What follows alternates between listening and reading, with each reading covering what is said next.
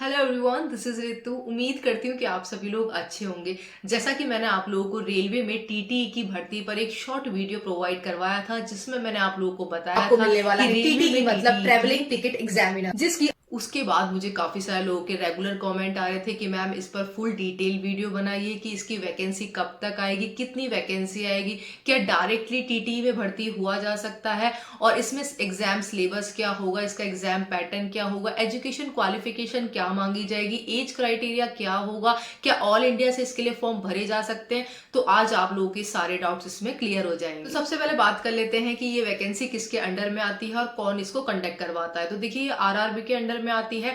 TTE इस post का नाम होता है, जिसकी फुल फॉर्म होती है ट्रैवलिंग टिकट एग्जामिनर, और ये ग्रुप सी की पोस्ट है और इसमें ऑल इंडिया से आप लोग फॉर्म अप्लाई कर पाएंगे। देखिए, पहली बार टीटीई की भर्ती डायरेक्टली आ रही है, टीटीई की पोस्ट आप लोगों को डायरेक्टली देखने को मिलेगी। इससे पहले क्या होता था, जो अदर ग्रुप्स के जो होते थे उनको सीनियरिटी के अकॉर्डिंग उनका प्रमोशन करके टीटीई उनको बनाया जाता था, तो तब वो उनकी सीट्स भरी जाती थी। लेकिन इस बार आप लोगों को डायरेक्टली ही टीटीई की पोस्ट देखने को मिल जाएगी। बात कर लेते हैं आप लोगों की वैकेंसी की, कितनी वैकेंसी आप लोगों की आने वाली है। तो देखिए, आप लोगों को मैं बता देती हूँ, ऑथेंटिक आप लोगों को मैं डेटा बता रही हूँ, जो कि करीबन आप लोगों का 7,500 है कि 7,500 वैकेंसी आप लोगों की आनी तय है डायरेक्टली टीटीई की, जिसका एग्जाम आप लोगों का एनटीपीसी कंडक्ट करवाएगी।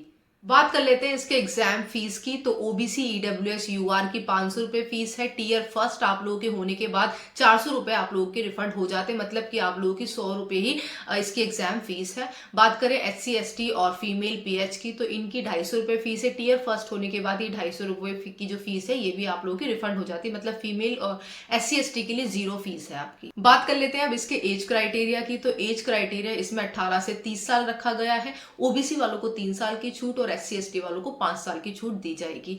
और अब बात कर लेते हैं इसके एजुकेशन क्वालिफिकेशन की। तो 12th पास आप लोगों से इसमें सिंपली मांग रखा है। अब 12th पास, कई लोगों को ये लगता है कि 12th के साथ साथ हमारे पास डिप्लोमा डिग्री टेक्निकली होना चाहिए, लेकिन ऐसा नहीं है। जिसने भी 12th पास कर रखा है तो वो इसका फॉर्म फिल कर पाएगा। तो इसके एजुकेशन क्वालिफिकेशन को जानकर अब आप लोग खुश हो जाइए। जो लोग ट्रेन में टीटीई बनकर टिकट काटना चाहते हैं उनके लिए सुनहरा अवसर है ये, और 12th पास वाले जितने भी जो कैंडिडेट हैं वो इसकी तैयारी में अभी से ही लग जाएं। अब बात कर लेते हैं आप लोगों की सिलेक्शन प्रोसेस का, जो कि काफी इंपॉर्टेंट है। तो देखिए, आप लोगों का 3 स्टेजेस में आप लोगों का सिलेक्शन प्रोसेस होता है। पहले आप लोगों का टीयर फर्स्ट होता है, जिसमें एक सीबीटी एग्जाम होता है। उसके बाद टीयर सेकंड होता है, जिसमें भी आप लोगों का सीबीटी एग्जाम होता है। उसके बाद आप लोगों का डॉक्यूमेंट वेरिफिकेशन और मेडिकल करवाया जाता है। तो अब बात कर लेते हैं इसके सीबीटी 1 एग्जाम की। उसमें आप लोगों से क्या क्या आप लोगों का एग्जाम सिलेबस रहने वाला है। तो देखिए, इसमें आप लोगों का क्वालिफाइंग नेचर का आपका ये एग्जाम होता है। इसमें आप लोगों से 100 क्वेश्चन पूछे जाते हैं, जो कि 100 नंबर के होते हैं, जिनको करने के लिए आप लोगों को 90 मिनट का टाइम दिया जाता है। और इसमें नेगेटिव मार्किंग आप लोगों की 1/3 रहती है। इसमें आप लोगों की जनरल अवेयरनेस के 40 क्वेश्चन पूछे जाते हैं, जो कि 40 नंबर के होते हैं। वहीं आप लोगों के मैथ्स के 30 क्वेश्चन पूछे जाते हैं, जो कि 30 नंबर के होते हैं। और जीए और रीजनिंग के मिलाकर आप लोगों को 30 क्वेश्चन पूछे जाते हैं, जो कि 30 नंबर के होते हैं। अब बात कर लेते हैं इसके स्टेज सेकंड की, जिसमें सीबीटी 2 एग्जाम होता है, जिसमें आप लोगों से क्या क्या पूछा जाएगा वो बता देती हूँ। 120 क्वेश्चन पूछे जाएंगे, जो कि 120 नंबर के होंगे, और जिनको करने के लिए आप लोगों को 90 मिनट का टाइम दिया जाएगा। और इसमें नेगेटिव मार्किंग आप लोगों की 1/3 रहेगी। ठीक है।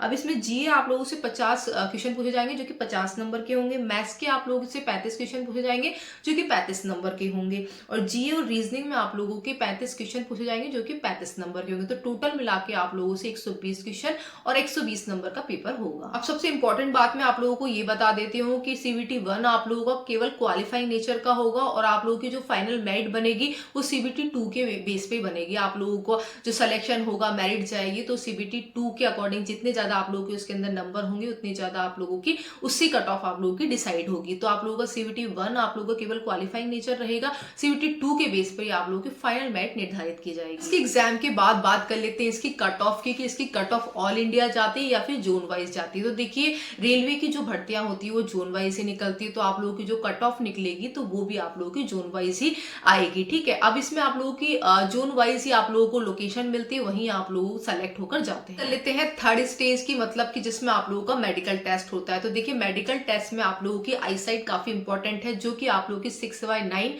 और 6/12 मांग रखी है, विद और विदाउट क्लासेस मांगी हुई है। बात करें इसके प्रमोशन की, तो देखिए ये सी ग्रुप की पोस्ट होती है। तो इसमें डायरेक्टली अगर आप लोग टीटीई भर्ती होते हैं तो उसके 7 से 8 साल बाद आप लेवल 5 की जॉब तक पहुंच जाते हैं। तो जो भी लोग 12th पास है वो सभी इसकी तैयारी में लग जाएं। आप लोगों को बहुत जल्द इसकी वैकेंसी 100% देखने को मिल जाएगी। अपनी तैयारी को आप लोग इसलिए बरकरार रखिए ताकि आप लोगों के सामने वैकेंसी आए और आप लोग इसके एग्जाम में अच्छा स्कोर कर पाए। पहली बार टीटी की इतनी सारी भर्ती निकलेगी तो आप लोग इसमें जरूर सेलेक्ट हो।